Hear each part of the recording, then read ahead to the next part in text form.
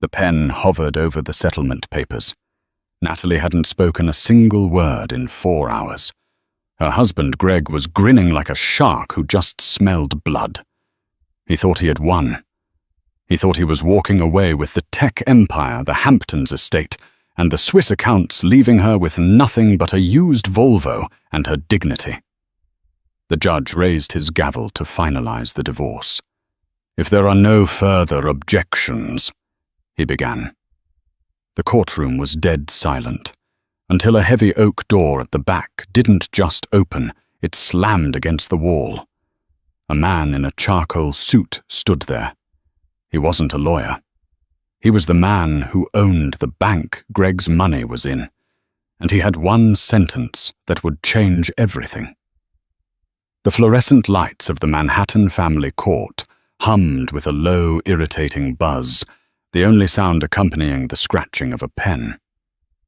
Natalie Ford sat at the defendant's table. Her posture rigid, her hands folded neatly in her lap. She wore a simple navy dress off the rack, at least 3 seasons old. Across the aisle, her husband, soon-to-be ex-husband, Greg Pembroke, leaned back in his leather chair. He checked his Rolex Submariner for the 3rd time in a minute, sighing theatrically. "Your Honor," Greg's lawyer, Simon Kress, said, smoothing out his silk tie. Kress was known in New York circles as the Butcher of Broadway for how he carved up spouses in divorce settlements. "My client has been exceedingly patient. Mrs. Pembroke has refused to engage with counsel, refused to counteroffer, and has remained mute since these proceedings began at 9:00 a.m. We interpret this silence as acquiescence to the terms presented." The judge, an exhausted man named Judge Holloway, who had seen too many broken marriages to care about one more, peered over his spectacles at Natalie. "Mrs. Pembroke," the judge asked, his voice gravelly, "do you understand the terms laid out before you? You are waiving your right to spousal support. You are waiving your claim to the Pembroke Dynamics shares. You are accepting the, let me see here, the 2018 Honda Accord and the rental lease on the apartment in Queens." Natalie didn't blink. She didn't look at the judge. She didn't look at Greg. She simply stared at the mahogany grain of the table in front of her. After a long, suffocating pause, she gave a single, almost imperceptible nod. Greg let out a short, sharp laugh of disbelief. He leaned over to Kress, whispering loud enough for the microphone to catch. "I told you, she's broken. She knows she's worthless without me." Greg Pembroke was the golden boy of the tech world. At 34, he was the CEO of Pembroke Dynamics, a company specializing in high-frequency trading algorithms. He had been on the cover of Forbes. He drove a McLaren. And for the last 3 years of their 5-year marriage, he had treated Natalie like a piece of furniture he was embarrassed to own. "Very well." Judge Holloway sighed, reaching for his stamp. "If the respondent has no objections, I see no reason to drag this out. The court finds the settlement equitable, given the equitable." The word was whispered, but it cut through the room like a razor wire. It wasn't Natalie who spoke. Greg froze. He looked around. "Did she say something?" Natalie remained a statue. "I didn't hear anything," Kress muttered, sliding the final decree towards the judge. "Sign it, Your Honor. Let's get lunch at Le Bernardin." The judge raised his hand. "Hold on." The air in the courtroom shifted. The humidity seemed to drop, replaced by a sudden, biting chill. The heavy double doors at the back of the courtroom, which had been locked to ensure privacy for this high-profile case, groaned. They didn't just open. They were pushed aside with a slow, deliberate weight. Standing in the threshold was a man who looked out of place in a municipal building.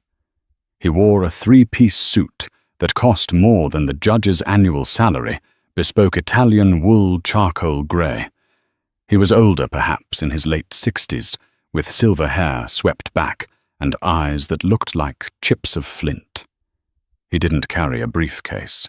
He didn't have a lawyer with him. He held only a single, thin manila folder. Greg squinted, shielding his eyes from the hallway light behind the stranger. "Who is this?" "We have a closed session." Simon Cress, usually unflappable, went pale. He stood up, knocking his expensive pen onto the floor. "Mr. Blackwood." The name sent a ripple of confusion through the room. Greg frowned. "Blackwood." "Who cares?" "Get him out of here, bailiff." But the bailiff didn't move. The bailiff was staring at the man with wide eyes. Harrison Blackwood walked down the center aisle. His footsteps were rhythmic, heavy, sounding like a clock counting down. He didn't look at Greg. He didn't look at the lawyer. He stopped directly behind Natalie's chair. He placed one hand on the back of her seat, a gesture of protection. "I apologize for the tardiness, Your Honor," Harrison Blackwood said. His voice was a rich baritone, smooth, but carrying an undercurrent of absolute authority. "Traffic on the bridge was murder, and my helicopter pilot is out sick." Judge Holloway took off his glasses. His hands were shaking slightly. "Mr. Harrison Blackwood, the venture capitalist?" "Among other things," Harrison said. Greg stood up, his face flushing red. "I don't care if you're the Pope. This is a private divorce hearing. You have no standing here. Get out before I have you arrested for trespassing." Harrison finally looked at Greg. It was the way a lion looks at a limping gazelle, with bored curiosity. "Mr. Pembroke, you're Greg Wright, the visionary behind Pembroke Dynamics." "Damn right I am," Greg snapped, adjusting his jacket. "And I'm about to be a single man with $1 billion valuation, so whatever investment pitch you have, save it for my secretary." Harrison smiled. It wasn't a nice smile. $1 billion valuation. Interesting number. Is that based on the Q3 earnings report you filed with the SEC last week? Greg's arrogance faltered for a split second. "Yes. Public record." "What of it?" Harrison opened the thin manila folder. He pulled out a single sheet of paper and slid it across the aisle. It stopped perfectly at the edge of Greg's table. "That's odd," Harrison said softly. "Because according to the real owner of the intellectual property, Pembroke Dynamics is built on—" "You don't own the algorithm, Greg. You're essentially leasing it. And the lease expired." Harrison checked his Patek Philippe watch.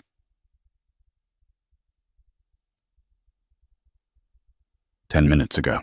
The courtroom fell into a silence so deep you could hear the hum of the air conditioning unit on the roof. Greg snatched the paper. His eyes scanned it, and his face went from red to a ghostly, sickly white. This is fake," Greg stammered. "This is a forgery. The Core X algorithm is mine. I wrote it in my dorm room." "Did you?" Harrison asked. He turned his gaze down to Natalie. For the first time all morning, Natalie moved. She slowly lifted her head. The meek, broken housewife facade didn't crack. It simply evaporated. Her shoulders straightened. She turned to look at Greg, and her eyes were dry cold and devastatingly clear. "No, Greg," Natalie said, her voice steady. "You were playing video games in your dorm room. I wrote the code while you were asleep, and I didn't give it to you. I licensed it to a shell company in the Caymans, a company owned by Mr. Blackwood here." Greg looked between his wife and the billionaire. "What, you don't know how to code? You're a graphic designer. You made menus for restaurants." "I made you think that," Natalie said, standing up. She looked taller now. "Because I loved you, and I didn't want my wealth to intimidate you. But you didn't just take the money, Greg. You took my life. You cheated. You lied. And you tried to leave me with nothing. She turned to Harrison Blackwood. Uncle Harrison, is the car waiting? Greg's jaw dropped. Uncle, Harrison Blackwood offered Natalie his arm. It is, my dear. The Rolls is out front. Wait, Simon Cress shrieked, scrambling for his papers. Your Honor, we object. This is an ambush. Material evidence withheld. Harrison turned back, his hand on the courtroom door. It's not withheld, Mr. Cress. It was in the prenup. There was no prenup, Greg screamed. We never signed one. You didn't, Harrison corrected. But the corporation you signed your employment contract with did. Clause 14, Section B. In the event of moral turpitude or infidelity, all intellectual property rights revert to the primary shareholder. Harrison pointed a finger at Natalie. Her. This hearing isn't over, Judge Holloway stammered, trying to regain control. Oh, the divorce is over, Judge, Harrison said. She signed the papers. She wants nothing from him. No alimony, no house, no car. Harrison looked at Greg one last time. Because as of right now, Mr. Pembroke, you are technically unemployed and you are being sued for corporate espionage by Blackwood Holdings. I'd save that money for a criminal defense attorney if I were you. Come, Natalie. And with that, they walked out. But the story didn't end in the parking lot. That was just the prologue. Because Greg Pembroke wasn't the type of man to lose $1 billion without a fight, and he knew something about Natalie that Harrison Blackwood didn't. The ride in the Rolls-Royce Phantom was quiet. The sound of New York City traffic was reduced to a distant hum behind the bulletproof glass. Natalie leaned back into the plush leather, closing her eyes. The adrenaline that had sustained her through the courtroom showdown was fading, replaced by a hollow exhaustion. You did well, Nat, Harrison said gently, opening a chilled bottle of water and handing it to her. Stoic, dignified. Your mother would have been proud. Natalie took the water, her hands trembling slightly. He looked so small, Harrison. When you told him about the IP rights, for 5 years he's walked around like a giant. But without the money, without the company, he's just a boy who cheated on his wife. Harrison nodded, his face hardening. Men like Greg Pembroke are built on sand. They mistake luck for genius and cruelty for strength. But we need to be careful. A man like that, stripped of his ego, he becomes dangerous. He signed the papers, Natalie said, looking out the window as they passed Central Park. It's done. The marriage is done, Harrison corrected. The war for the assets is just starting. Simon Cress is a weasel, but he's a smart weasel. He'll find a loophole. He'll argue that you commingled assets, or that the moral turpitude clause is unenforceable in New York State. Natalie turned to him. But the Cayman structure holds right, that's ironclad. It is, Harrison assured her. But Greg has allies, investors, people who have a lot of money riding on Pembroke dynamics not collapsing, specifically the Russian consortium that bought 15% of the company last month.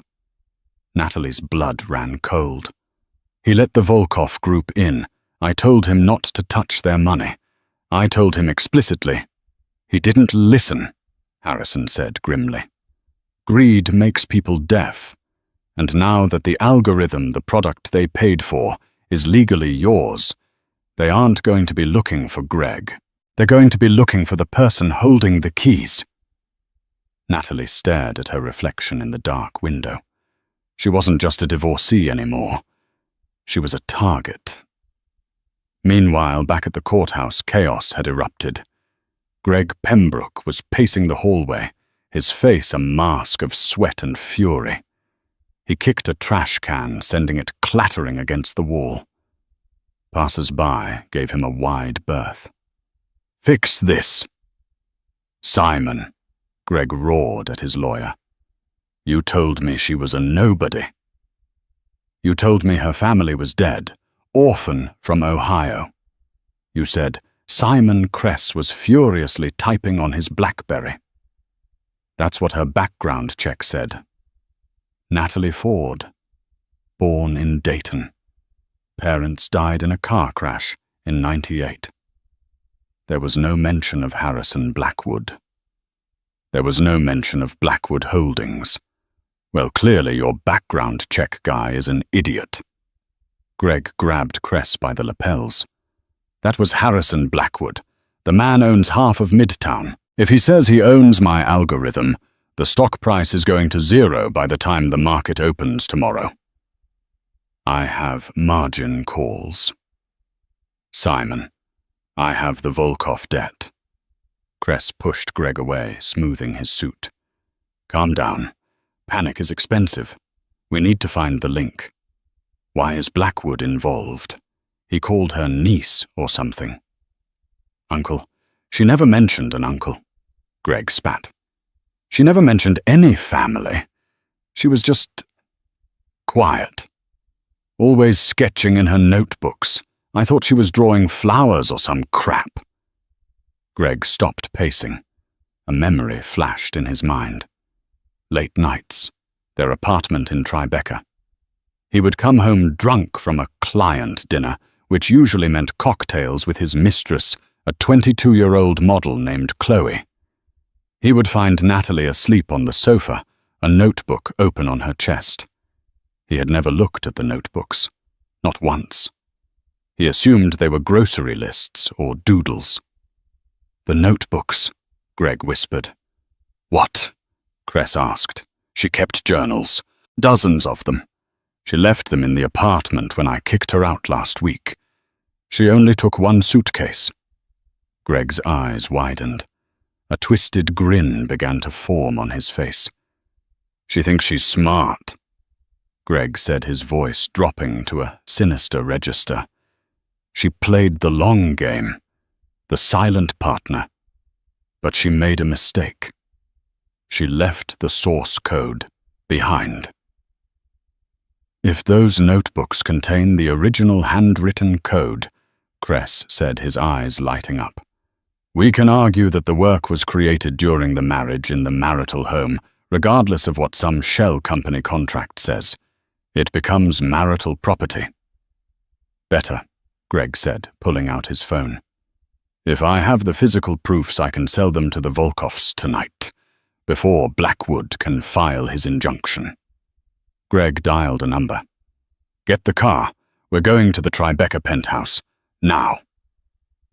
30 minutes later, the Rolls-Royce pulled up to a towering glass building on Fifth Avenue, the headquarters of Blackwood Holdings.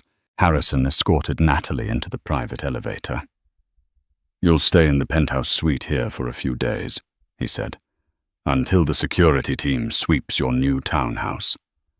I just want to sleep for a week, Natalie admitted. The elevator doors opened into a sleek, modern lobby.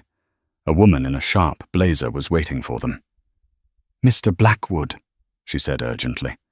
We have a problem. Not now, Jessica. Harrison waved her off. Get Natalie some tea. Sir, it's the server logs, Jessica said, holding out a tablet. Someone is accessing the Pembroke Dynamics mainframe. They're trying to download the source code. Let them, Harrison scoffed. We revoked the license. The code is encrypted. Without the key, it's gibberish. That's the thing, sir, Jessica said, her face pale. They have the key, the biometric override. Natalie froze. Biometric, only 2 people have that. Me. And Greg, she whispered. Greg doesn't have your retinas, Natalie, Harrison said. No, Natalie said, her voice trembling. But he has the safe. What safe? In the Tribeca apartment, Natalie said, panic rising in her chest. I left my old laptop in the wall safe. It has the master key. I didn't take it because I thought he didn't know the combination. Does he? Harrison asked sharply. It was our anniversary, Natalie said, tears welling up. 06/12/18. He never remembered our anniversary. I thought it was the safest number in the world because he never cared enough to know it. Harrison grabbed his phone. Security. Get a team to the Tribeca apartment immediately. It might be too late, Jessica said, pointing at the screen. The download is 90% complete, and the IP address isn't coming from the apartment. It's being routed to St. Petersburg. The Volkovs. Natalie felt the room spin. If the Russians got the source code, they wouldn't need her. They wouldn't need Greg. They would have the most powerful financial weapon in the world, and they would eliminate anyone who could claim ownership of it. He's selling it, Natalie realized. Greg is selling me out to the Russian mob right now. Harrison slammed his hand on the desk. We need to cut the hard line, crash the servers. We can't, Jessica said. If we crash the servers, we lose the evidence of the theft. We need to catch him doing it. Natalie looked at the screen. The progress bar hit 95%. I have to go back, Natalie said. Absolutely not, Harrison said. It's a war zone now. He won't expect me, Natalie said, a cold resolve settling over her. He thinks I'm the quiet girl who draws flowers. He thinks I'm weak.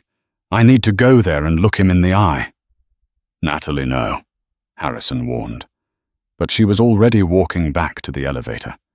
She turned, and for a moment, she looked just like her uncle, Ruthless. Greg thinks he's selling a weapon, Natalie said. He doesn't know that I built a kill switch into the code. But I have to be within 50 feet of the primary router to activate it. I'm going to Tribeca. Harrison stared at her for a second, then grabbed his coat. Then I'm coming with you, and I'm bringing the gun. The elevator to the Tribeca penthouse opened directly into the living room. It was a private keycard access lift, a symbol of the exclusivity Greg Pembroke craved. But tonight, that elevator shaft was a throat, and Natalie and Harrison were the pills being swallowed whole. Harrison's security team had bypassed the lobby concierge with a flash of a badge and a subtle bribe, but up here, 70 stories above the wet streets of Manhattan, they were on their own. As the steel doors slid open, the sound of chaos hit them. The apartment, once a pristine showroom of minimalism, white leather couches, glass tables, abstract art that cost more than a house, was a wreck. Drawers had been pulled out and dumped on the floor. Cushions were slashed. It looked like a frantic animal had been hunting for food.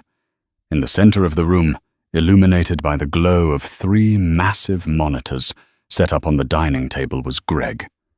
He looked manic. His tie was undone, his expensive shirt drenched in sweat. He was typing furiously on a sleek silver laptop, Natalie's old laptop, which was hardwired into the apartment's main fiber-optic line. Come on, you piece of junk!" Greg screamed at the screen. He didn't hear the elevator. Natalie stepped out first. The sight of him so desperate and small made her stomach turn. Not with fear, but with a sudden, sharp clarity. This was the man who had told her she was boring. This was the man who had told her she had no ambition. "It's not the laptop, Greg," Natalie said, her voice cutting through the room like a bell. "It's the encryption. It throttles the bandwidth if the biometric pulse isn't detected every 60 seconds. Greg spun around, knocking a bottle of scotch off the table. It shattered the amber liquid pooling on the white marble floor. "Natalie." His eyes darted to Harrison, then to the large man standing behind Harrison's head of security, a former Navy SEAL named Davies. Greg scrambled back, putting the table between them. "Stay back. I'll call the police. You're trespassing." "You're in my apartment, Greg," Natalie said, walking slowly toward him. "The lease is in my name. Remember. You made me sign it because you didn't want the credit check to show up on your records while you were courting investors. Greg laughed, a jagged, hysterical sound. It doesn't matter. Nothing matters. Look at the screen. Nat, look. He pointed a shaking finger at the center monitor. A progress bar was pulsing green. 98%. I sold it, Greg sneered. I closed the deal 10 minutes ago. The Volkov Group wired the first installment into a blind trust in the Seychelles. $50 million. And another 50 when the transfer completes. Harrison stepped forward, his face like granite. You are selling stolen property to international criminals, Greg. You are digging a grave so deep you'll never climb out. Stolen, Greg scoffed. She's my wife. It's community property. I'm just liquidating assets. He looked at Natalie, his eyes full of venom. You thought you could cut me out. You thought you could take my company. I made Pembroke Dynamics. I was the face. You were just the grim little coder in the back room. 99%. It's over, Greg whispered, triumph washing over his face. Transfer complete. The screen flashed. Upload successful. Greg threw his hands up in victory. Done. It's gone. It's on their servers in St. Petersburg now. You can sue me. You can arrest Gia. You arrest me. But you can't get it back. I'm rich and you're nothing. Natalie stopped walking.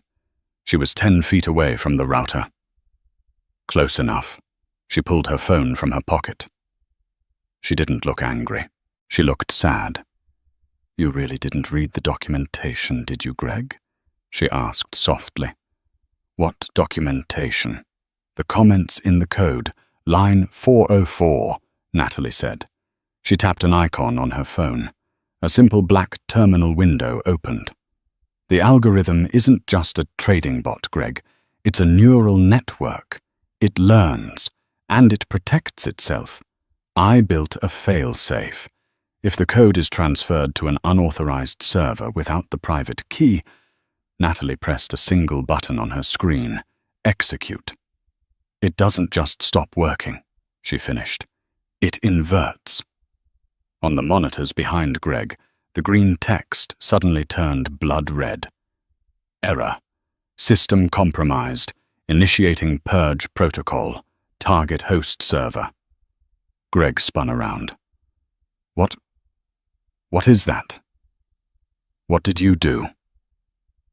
I triggered the kill switch, Natalie said calmly. But it's not just deleting the algorithm. It's scrubbing the host server. The Volkovs just downloaded a program that is currently erasing their entire database. Their banking records, their communication logs, their laundering schemes. It's all being overwritten with zeros. Greg stared at the screen. The upload bar was now a deletion bar moving with terrifying speed.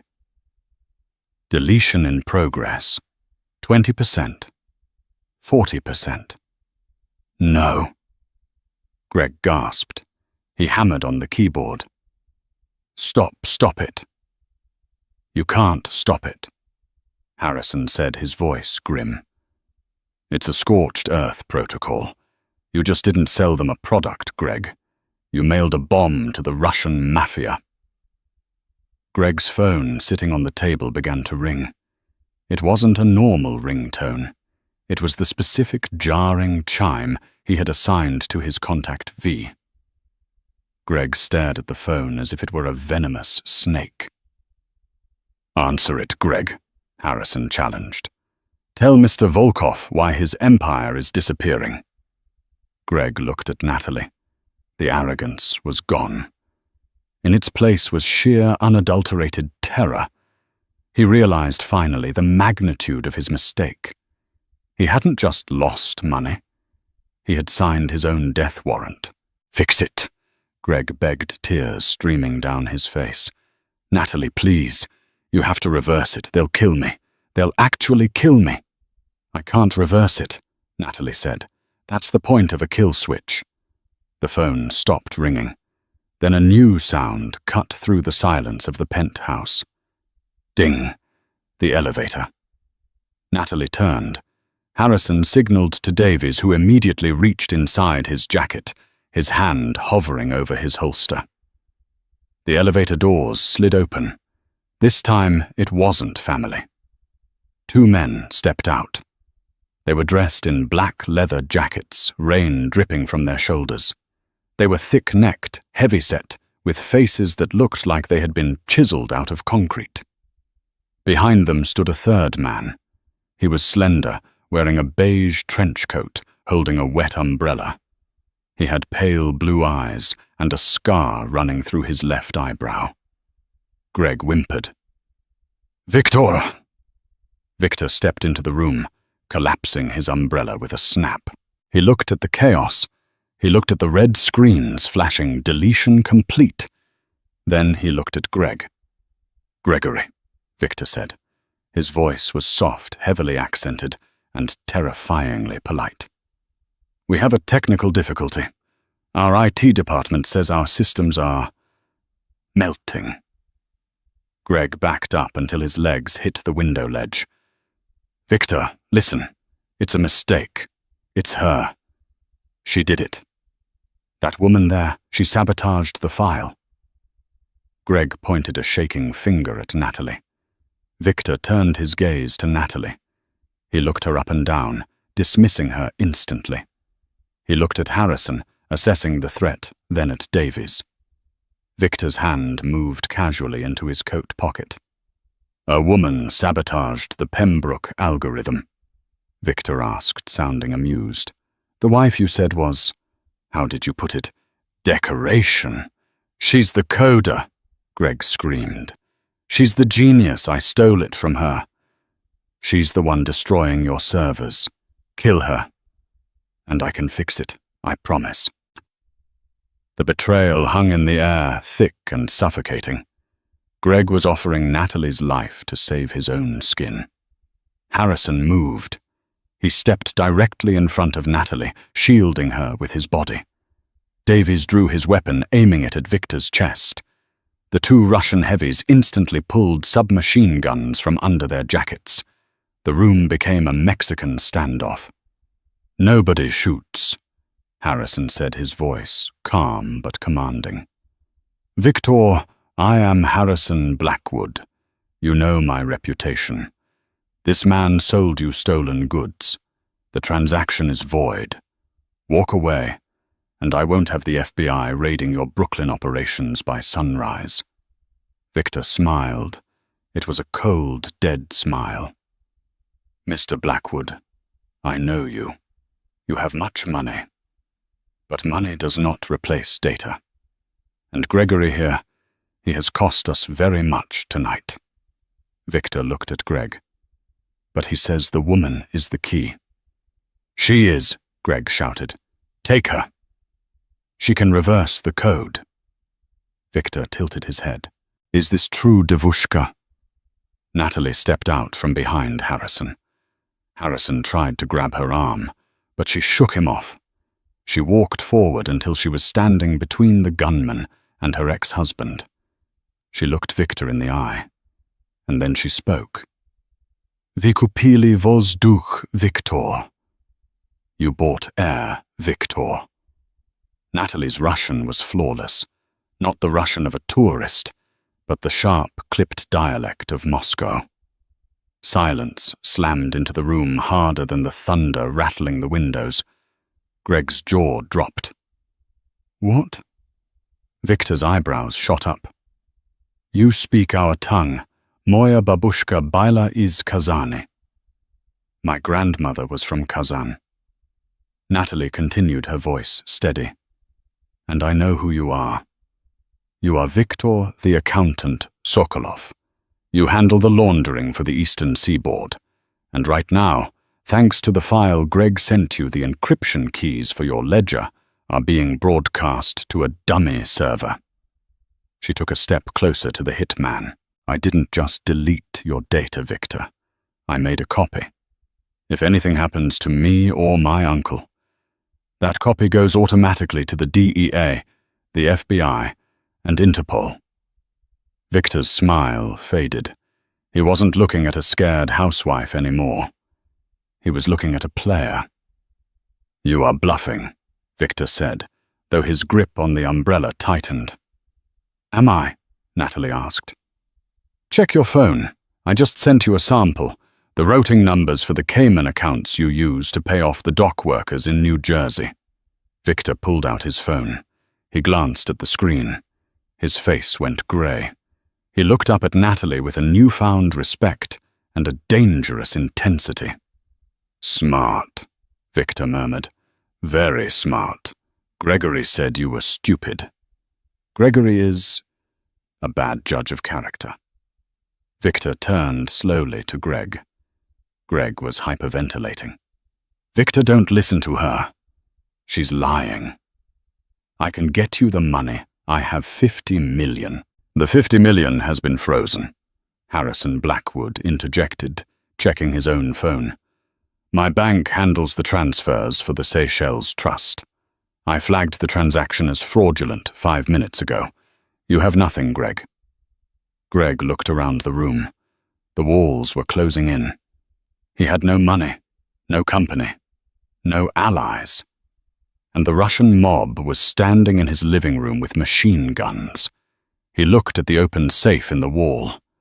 "I won't go to jail," Greg whispered, "and I won't let you win." Greg lunged. He didn't lunge for the door. He lunged for the open safe. "Gun!" Davies shouted. Greg pulled a snub-nosed .38 revolver from the safe. He didn't aim it at the Russians. He didn't aim it at Harrison. He swung the barrel wildly, his eyes locked on Natalie, the source of his humiliation, the woman who had been the architect of his success and was now the architect of his destruction. "It's your fault!" Greg screamed. Time seemed to slow down. Natalie saw the hammer of the gun pull back. She saw the madness in Greg's eyes. She couldn't move. Her feet felt nailed to the floor. Harrison moved. For a man of 65, he moved with the desperate speed of a father protecting his child. He threw himself sideways, shoving Natalie to the ground. Bang! The gunshot was deafening in the enclosed space. Natalie hit the marble, hard, her head ringing. She scrambled up, screaming. "Harrison!" Harrison Blackwood was slumped against the white leather sofa. A dark red stain was blossoming rapidly on the shoulder of his charcoal suit. "Uncle!" Natalie cried, crawling to him. Greg stood there, the gun smoking in his hand, looking stunned by what he had done. He hadn't meant to shoot the billionaire. He wanted to hurt Natalie. I didn't," Greg stammered. The Russians hadn't moved. They were watching the domestic tragedy unfold with cold indifference. But then Davies, the security chief, roared. He didn't fire his weapon, too much risk of hitting Harrison. Instead, he tackled Greg. The two men crashed into the dining table. Monitors smashed to the floor. The glass table shattered. The gun skittered across the floor, spinning until it hit Victor's shoe. Victor looked down at the gun. Then he looked at Greg, who was being pinned by Davies. "We leave," Victor said to his men. "What?" one of the thugs asked. "The money." "There is no money here," Victor said, looking at Natalie, pressing her hands against Harrison's bleeding shoulder. "Only police, and they will be here in 2 minutes. Victor looked at Natalie one last time. "You have the leverage, Devushka. Keep the files safe. If you release them, then we return, and next time I do not knock." The Russians vanished back into the elevator as quickly as they had arrived. "Harrison, stay with me," Natalie sobbed, applying pressure to the wound. "Look at me." Harrison grimaced, his face pale, but he managed a weak smile. It's okay, Nat. Shoulder. Just the shoulder. I've had worse in the boardroom." "You're going to be fine," Natalie said, her hands slick with his blood. She turned her head, her eyes searching for the man who did this. Davies hauled Greg to his feet. Greg's nose was broken blood, streaming down his face. He was limp, defeated, sobbing like a child. "Get him out of here," Natalie hissed. The sound was guttural, primal. "Get him out before I kill him myself." "Police are in the lobby," Davies grunted, twisting Greg's arm behind his back. "He's done Miss Ford. He's going away for a long time. Attempted murder, grand larceny, fraud." Greg looked at Natalie through swollen eyes. "Nat, please." "My name," Natalie said, standing up, her dress stained with the blood of the only family she had left, "is Pembroke no longer. I am a Blackwood, and I never want to see your face again." Davies dragged Greg toward the stairs. The elevator was gone. Natalie turned back to Harrison. He was losing consciousness. "Help is coming," she whispered, stroking his forehead. "Just hold on." Harrison gripped her hand. The company," he wheezed. "Don't talk about business," Natalie said. "No." Harrison insisted, his grip tightening. "Greg, he wasn't alone. He's too stupid to call the Volkoffs himself. Someone brokered the deal." Natalie froze. "Who?" "Inside man." Harrison coughed. "Someone close to us. Trust no one." Harrison's eyes rolled back and he went limp. Harrison. Natalie checked his pulse. It was there, but faint. Sirens wailed from the street below, getting louder. The red and blue lights reflected off the rain-streaked windows, painting the ruined apartment in strobes of color. Natalie sat alone in the wreckage of her former life. Her husband was going to prison. Her uncle was dying. The Russian mafia knew her face, and somewhere hiding in the shadows was a traitor who had orchestrated it all. She looked at the shattered monitors on the floor. One screen was still flickering. It showed the email chain Greg had used to contact the Volkoffs. Natalie reached over and wiped a smear of blood off the screen. She squinted at the forwarded by field. It wasn't a name she recognized immediately. It was a handle, an alias. King Fisher. Natalie's breath hitched. She knew that name. It wasn't a business associate. It wasn't a lawyer. It was the username of her best friend from college. The woman who had introduced her to Greg 5 years ago. The woman who was currently the CFO of Blackwood Holdings. The betrayal wasn't just in the marriage, it was in the foundation. Natalie stood up. The paramedics burst through the door as they swarmed Harrison. Natalie walked to the window and looked out at the city. She was done crying. She was done hiding. She picked up Greg's fallen gun from where Victor had left it. She popped the cylinder, checked the bullets, and snapped it back into place. The billionaire in the back row had spoken. Now it was time for the wife to scream. The waiting room of Mount Sinai Hospital smelled of antiseptic and stale coffee. It was 3:00 a.m. Natalie sat in a hard plastic chair, still wearing the navy dress she'd worn to the divorce hearing 12 hours ago. It was ruined, stiff with the dried blood of the man who had raised her when the world forgot her. She hadn't spoken since the paramedics took Harrison away. Detective O'Connell, a weary-looking man with a rumpled suit, had tried for an hour to get a statement. "Mrs. Pembroke," O'Connell tried again, hovering over her with a notepad. "We need to understand the sequence of events. Your husband shot Mr. Blackwood. Was it domestic? Was it over assets?" Natalie finally looked up. Her eyes were dry and terrifyingly hollow. "My name is Miss Ford, and it wasn't domestic. It was corporate espionage gone wrong. My ex-husband was attempting to sell stolen proprietary algorithms to organized crime syndicates. Mr. Blackwood intervened. O'Connell blinked. Okay. That's a lot. And the Russians? The doorman said 4 men left in a hurry right after the shot. They were the buyers, Natalie said coldly. Viktor Sokolov. You'll find him in Brooklyn, though I doubt you have enough to hold him. He didn't pull the trigger. The detective looked uncomfortable. Miss Ford, you seem very calm for someone who just went through this.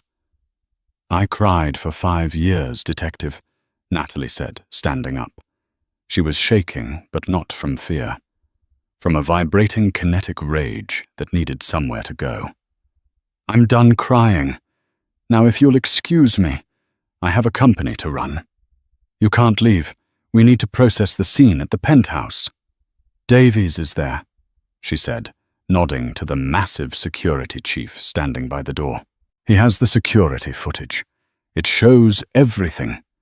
Greg shooting Harrison, the Russians, all of it. You have your slam dunk. Now let me do my job. She walked past him before he could protest. Davies fell in step beside her. How is he really? Natalie asked quietly as they reached the elevator. Davies' stone face cracked slightly. The bullet missed the artery, but it shattered the clavicle and clipped the lung. He's in a medically induced coma.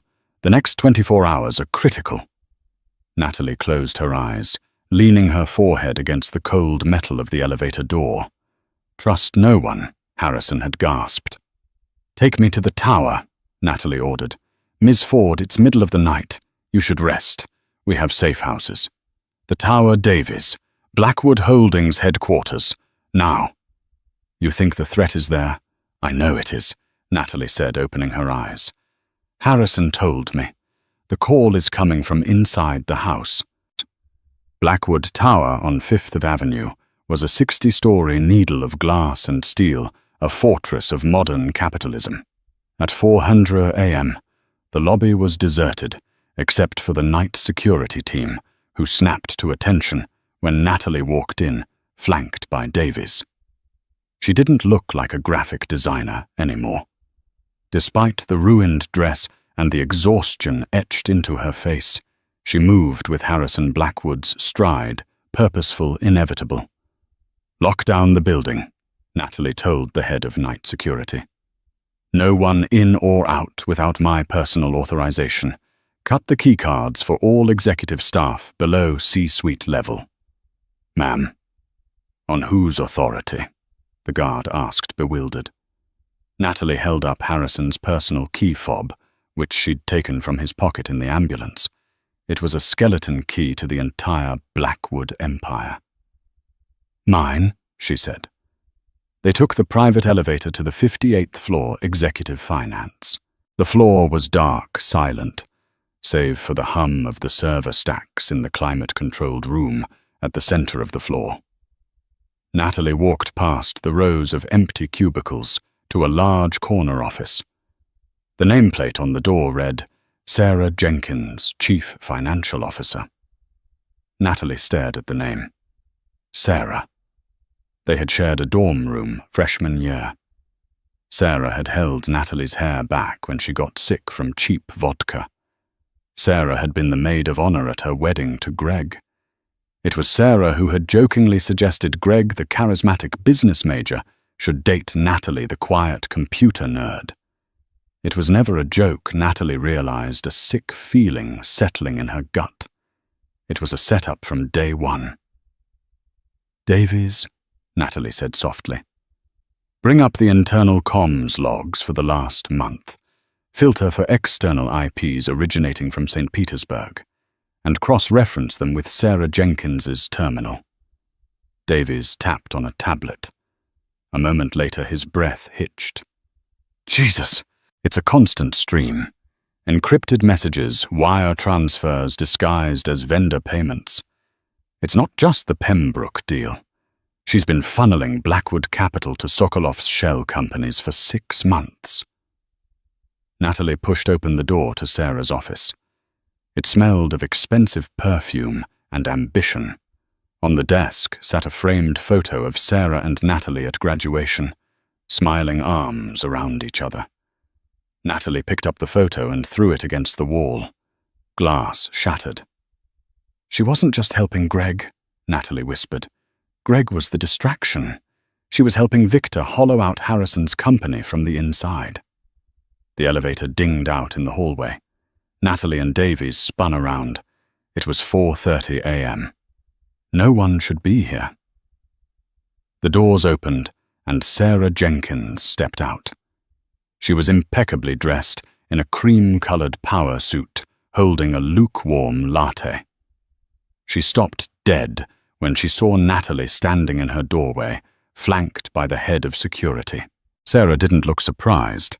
She just looked annoyed, like she'd been caught cutting in line. "Well," Sarah said, taking a slow sip of her coffee. "I heard about the fireworks in Tribeca. I assumed you'd be weeping at the hospital by now, Nat. You always were predictable." "And you?"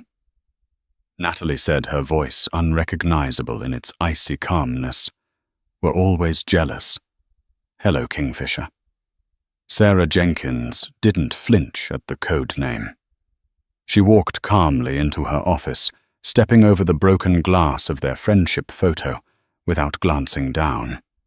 She placed her latte on the desk and sat in her high-backed leather chair, interlocking her fingers. "Kingfisher," Sarah mused. "I always liked that handle. Efficient predator. Patience. Strikes when the water is calm." "Why, Sarah?" Natalie asked. She wasn't screaming. She felt dead inside, a numbness that was slowly being replaced by cold calculation. "Harrison paid for your MBA. He gave you this job at 30. You were family. I was the help." Sarah spat the veneer of corporate cool cracking for a second. "I was the scholarship kid you allowed into your circle. You the secret heiress pretending to be poor little orphaned Natalie. And Harrison playing the benevolent god." She leaned forward, her eyes glittering with years of accumulated resentment. "I ran the numbers, Nat. I made this company billions. And what did I get? A nice salary and a pat on the head. While Harrison planned to leave it all to you, the girl who just wanted to draw pictures and play house with that moron Greg." "So you used Greg," Natalie said. "Greg was a useful idiot. Easiest mark I ever saw. All ego, no brain. I introduced you two knowing he'd eventually try to screw you over. I just needed to wait for the right moment to wind him up and point him at Harrison's assets." Sarah laughed bitterly. "I honestly didn't think you had it in you to fight back in court today. I thought you'd fold Greg would get the IP and I'd help him sell it to Victor, and then we'd short Pembroke stock and make a killing. Simple." "But Harrison showed up," Natalie stated. "The old man always has to play hero," Sarah sneered. "But it worked out better this way. Greg is going to prison for attempted murder. Harrison is dying in a coma. And you—" Sarah pressed a button under her desk. A silent alarm. "You are trespassing on corporate property, threatening an executive after a highly traumatic night. You're unstable, Natalie. Everyone knows how fragile you were during the marriage." "You think you can spin this?" Natalie asked incredulously. "Davies has the logs. We know you're laundering money for the Russians." Sarah smiled. It was a terrifying smile, devoid of any warmth. "Davies works for Blackwood Holdings, and as of an hour ago, when the board was notified of Harrison's incapacitation, I am the acting CEO per the emergency bylaws. Davies works for me now." She looked at the massive security chief. "Davies, Ms. Ford is hysterical and dangerous. Remove her from the building. If she resists, detain her until the police arrive. We can't have her damaging company property." Davies didn't move. He looked from Sarah to Natalie, his jaw set like concrete. "Did you hear me, Davies?" Sarah snapped. Your employment contract is very specific about insubordination. Davies slowly reached into his jacket pocket. He pulled out his badge and his company handgun. He placed them gently on Sarah's desk. "I don't work for contracts, Ms. Jenkins," Davies growled.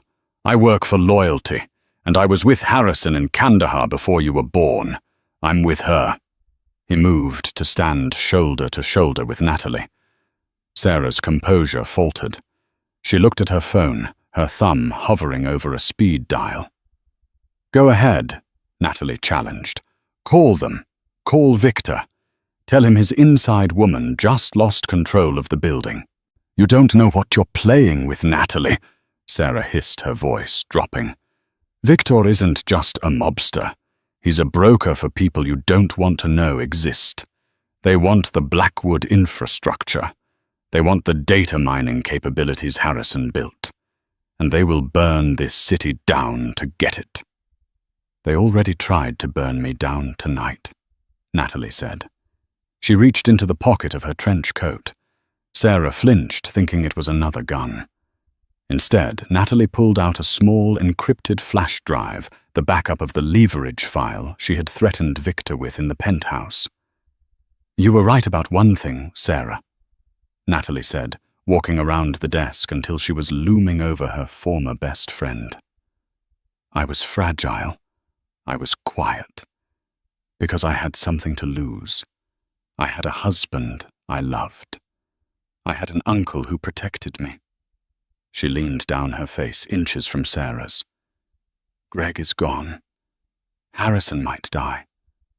I have nothing left to lose. Which means I have nothing left to fear." Natalie jammed the flash drive into Sarah's computer. "What are you doing?" Sarah demanded, trying to grab the laptop. Davies pushed her back into her chair.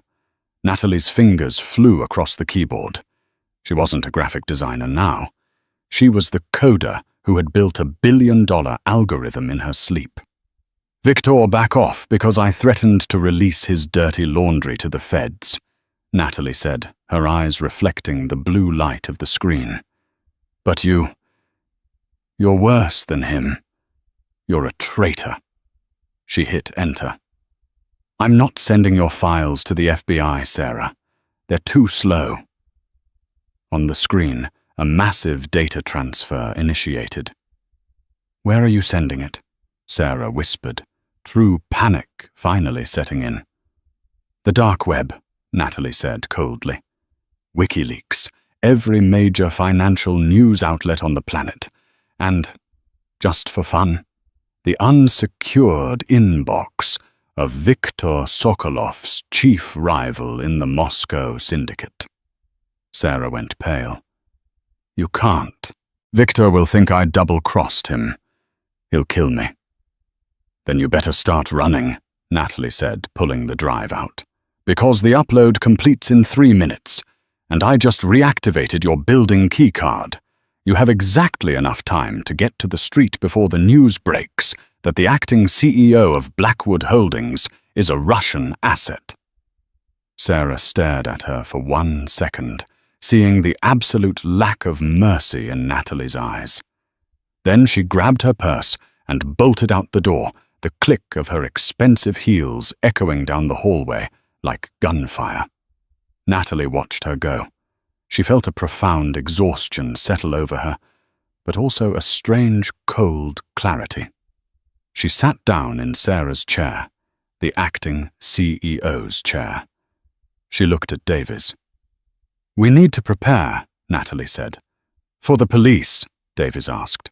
"No." Natalie turned her chair to face the window, looking out at the city lights, struggling against the pre-dawn darkness. "Sarah is burned. Victor knows I have the data. He won't send lawyers next time. He's going to send an army." She placed her hand on the desk, feeling the hum of the building beneath her. Her building. "Let them come." 3 months later. The visitation room at Rikers Island was cold, smelling of bleach and despair. Greg Pembroke sat behind the plexiglass, looking 10 years older. His head was shaved, and the arrogance that had defined his life was gone, replaced by a nervous twitch in his left eye. He picked up the phone. On the other side sat Simon Kress, his former lawyer. "Did she come?" Greg asked, his voice cracking. "Did she get my letters?" Kress shook his head, closing his briefcase. "She didn't come, Greg, and she's not coming. I was told explicitly by Blackwood's legal team that any further contact will be met with a harassment suit that will add 5 years to your sentence." Greg slumped against the wall.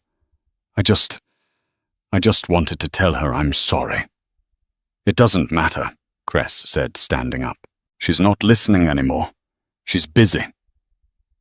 Across the river, in the penthouse office of Blackwood Tower, the morning sun gleamed off the glass. Harrison Blackwood sat in a wheelchair by the window, a cane resting on his knees. He was thinner, his shoulder still in a sling, but his eyes were sharp.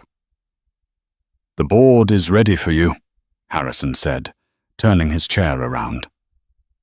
Natalie stood at the head of the massive mahogany table. She wasn't wearing the floral dresses Greg used to pick out for her. She was wearing a bespoke charcoal suit, tailored to perfection. Her hair was cut in a sharp, angled bob. She looked at the empty seat at the far end of the table, the seat where Sarah Jenkins used to sit, before she vanished into the chaotic underworld of Eastern Europe, running from enemies she couldn't pay. Natalie looked down at the agenda. Pembroke Dynamics had been absorbed, stripped for parts, and rebuilt as a cybersecurity division of Blackwood Holdings. The kill switch algorithm was now the most sought-after defense program in the world. "Are you nervous?" Harrison asked. Natalie picked up her pen, the heavy, expensive fountain pen that used to intimidate her. "No," she said. She walked to the double doors of the boardroom. She didn't push them open hesitantly. She didn't wait for permission. "Greg used to hate my silence," Natalie said, looking at her reflection in the glass. "He thought it was weakness. He didn't realize that silence is just the sound of someone reloading." She pushed the doors open. 20 executives stood up in unison. Natalie Ford, no Natalie Blackwood, didn't say hello. She simply walked to the head of the table, sat down, and looked at the men who ran the world. "Let's begin," she said. And the room went silent to listen. And that is the story of how the quiet wife in the courtroom became the most dangerous CEO in New York. Greg lost his fortune. Sarah lost her life on the run, and Natalie found her voice. What did you think of Natalie's transformation? Do you think she should have visited Greg one last time, or was silence the perfect revenge? I want to see your debates in the comments below. If you enjoyed this roller coaster of betrayal and justice, please smash that like button. It helps the channel immensely. And don't forget to subscribe and ring the bell so you don't miss our next story, where we uncover the secrets of a billionaire who left his entire fortune to his cat, and the family who tried to kill for it. Thanks for watching, and remember, be careful who you silence. They might just be reloading.